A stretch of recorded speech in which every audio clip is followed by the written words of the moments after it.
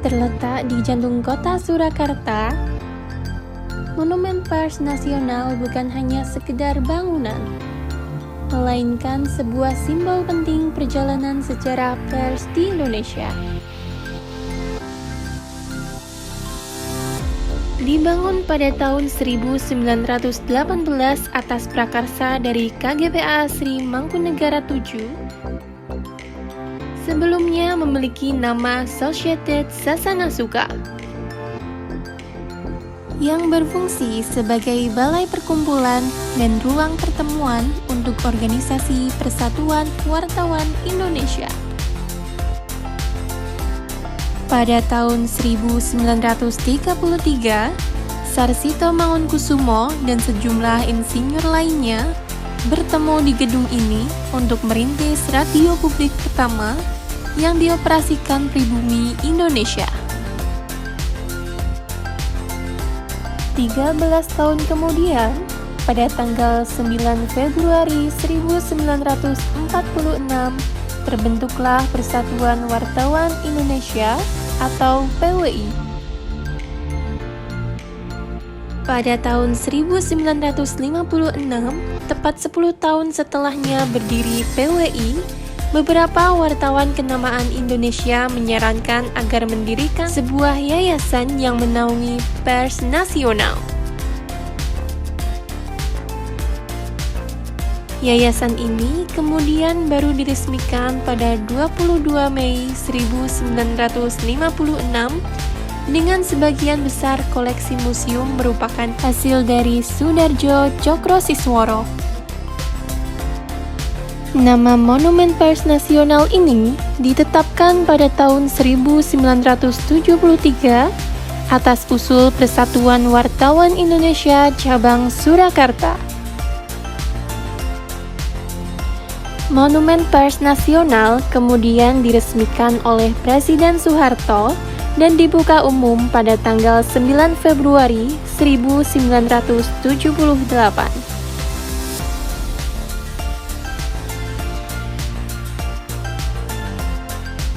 Sejak 2005 hingga kini, Monumen Pers Nasional dikelola oleh Kementerian Komunikasi dan Informatika Republik Indonesia.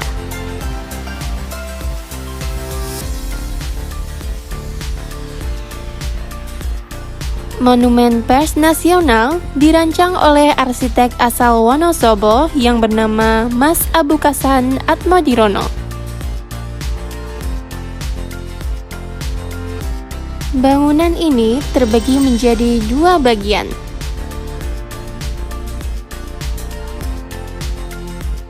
Yang pertama ada bangunan lama.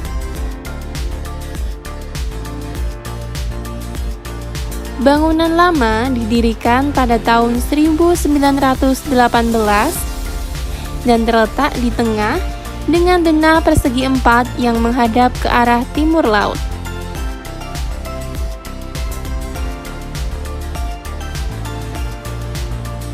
Di bangunan ini terdapat berbagai koleksi yang terpajang dalam bentuk pameran tematik terkait sejarah pers di Indonesia.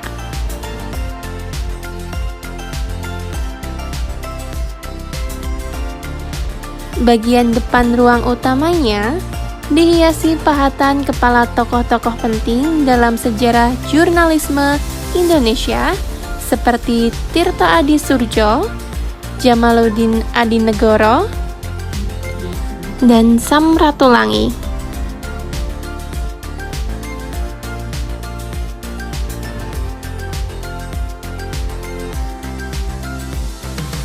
Di belakang ruang depan utama, terdapat 6 diorama yang menggambarkan komunikasi dan pers sepanjang sejarah Indonesia. Diorama pertama memperlihatkan berbagai bentuk komunikasi dan berita di Indonesia pra-kolonial.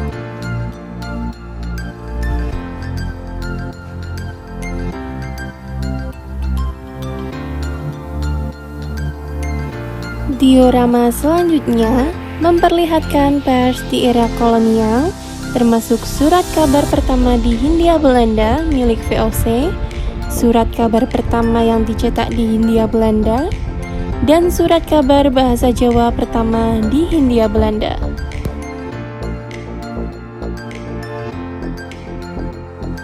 Kemudian ada diorama yang menunjukkan keadaan pers yang disensor besar-besaran saat Orde Baru di bawah kepemimpinan Presiden Soeharto.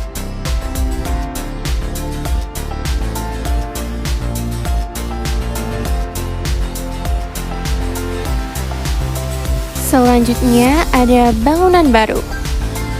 Terletak di sebelah timur gedung tengah yang terdapat berbagai koleksi benda milik wartawan yang bernilai sejarah. Di dalamnya tersimpan artefak para jurnalis dari berbagai zaman, seperti mesin ketik Underwood milik Bakri Suratmadja,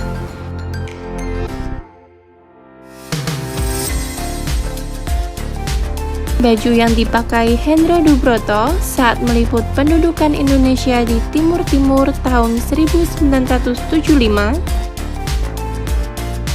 dan kamera Fuad Muhammad Syafruddin, jurnalis Bernas dari Yogyakarta yang dibunuh setelah mengangkat skandal korupsi tahun 1995.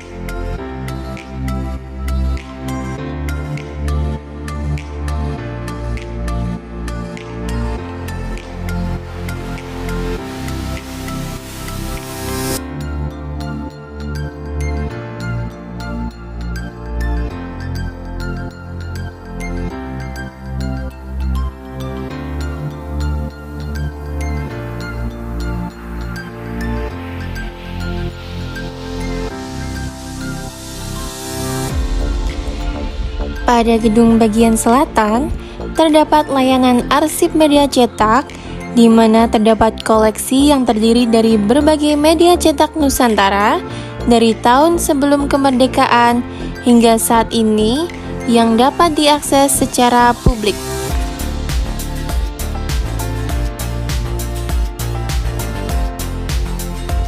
Menuju lantai atasnya, terdapat layanan perpustakaan dan aktivitas alih media atau digitasi untuk penyelamatan informasi dan diseminasi informasi.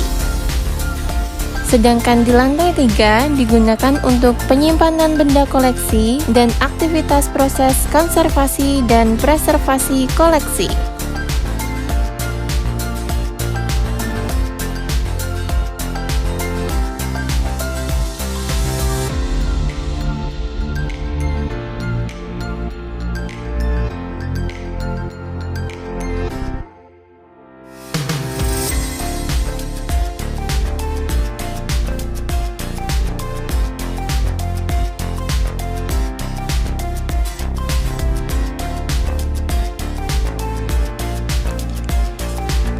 Monumen Pers Nasional menyediakan perpustakaan dengan koleksi 12.000 buku, ruang baca koran, dan majalah lama yang sudah didigitalisasi.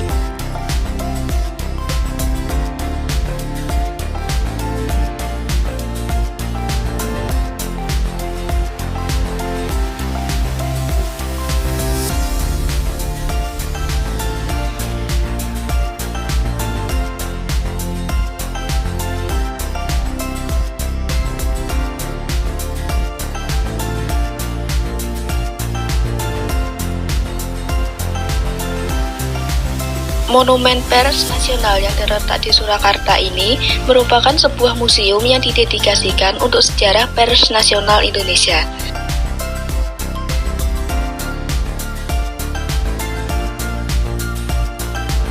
Museum ini menyajikan berbagai koleksi dan informasi yang mengangkat perjalanan media massa Indonesia, mulai dari era kolonial hingga saat ini. Monumen Pers Nasional memiliki berbagai aspek yang menarik untuk dibahas loh. Yuk simak pembahasannya.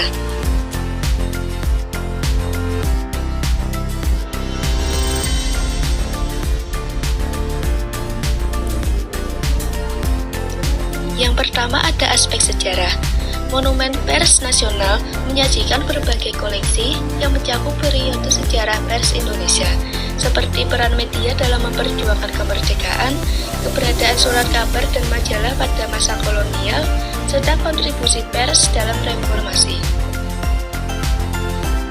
Koleksi ini termasuk berbagai surat kabar, majalah, dan dokumen penting yang mencatat perjalanan pers di Indonesia.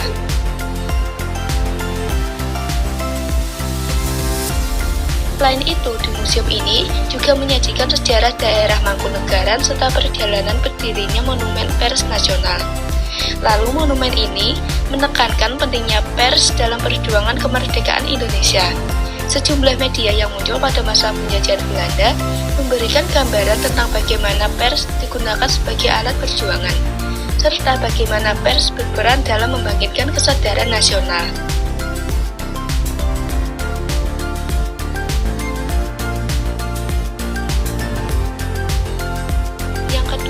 Aspek pendidikan. Monumen Pers Nasional memberikan pengunjung pemahaman yang lebih mendalam mengenai pentingnya pers dalam kehidupan berbangsa dan bernegara. Dari era penjajahan hingga di masa sekarang, monumen ini memberikan informasi tentang bagaimana pers mempengaruhi kebijakan negara, hak asasi manusia, dan demokrasi.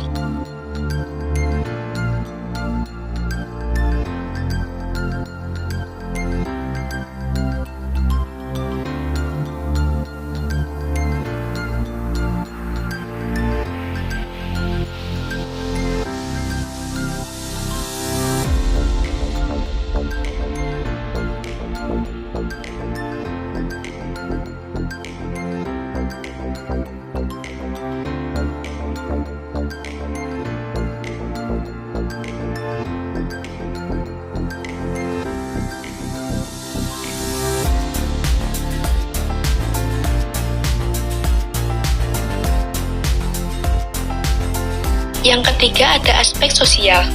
Monumen Pers Nasional juga menggali bagaimana pers mempengaruhi kehidupan sosial masyarakat Indonesia, baik dalam hal menyampaikan informasi, membentuk opini publik, maupun dalam memberikan ruang bagi kebebasan berpendapat.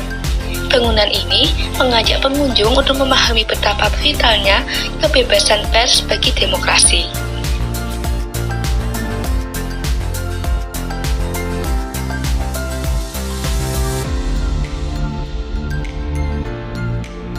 Lalu yang keempat ada aspek ekonomi. Monumen Pers Nasional memiliki potensi untuk menarik wisatawan, baik domestik maupun internasional, yang tertarik untuk mempelajari pers dan peranannya dalam masyarakat.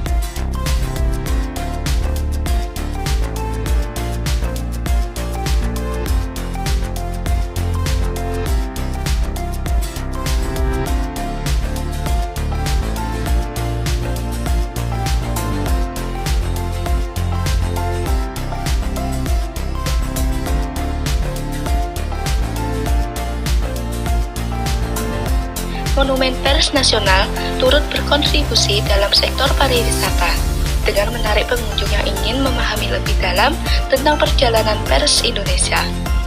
Lalu dalam pengelolaan museum ini ada tantangan untuk terus memperbarui dan menjaga koleksi-koleksi yang ada, serta mengembangkan kegiatan yang dapat meningkatkan daya tarik museum bagi pengunjung.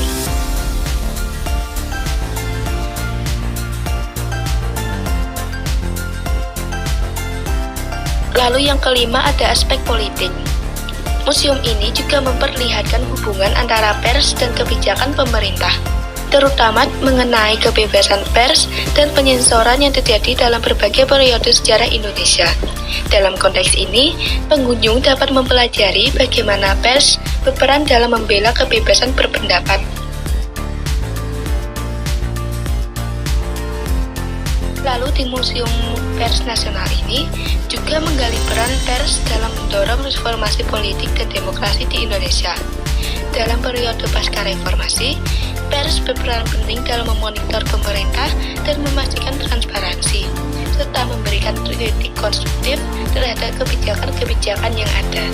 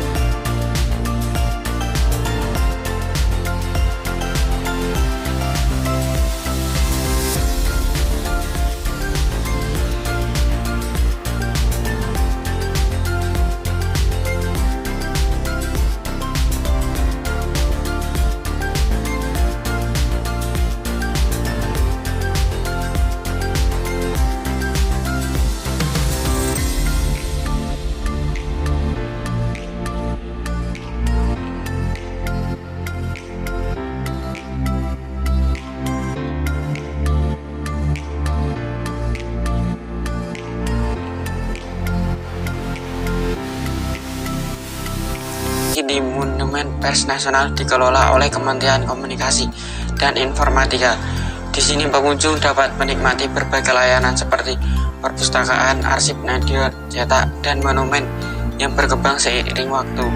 Lokasinya yang strategis tepat di depan Bundaran Gajah Mada dan Jalan Yosodipuro menjadikannya salah satu warisan cagar budaya yang penting bagi kota Solo. Monumen ini tidak hanya menjadi tempat penyimpanan koleksi bersejarah, tetapi juga perjuangan dan kebangkitan pers nasional di Indonesia.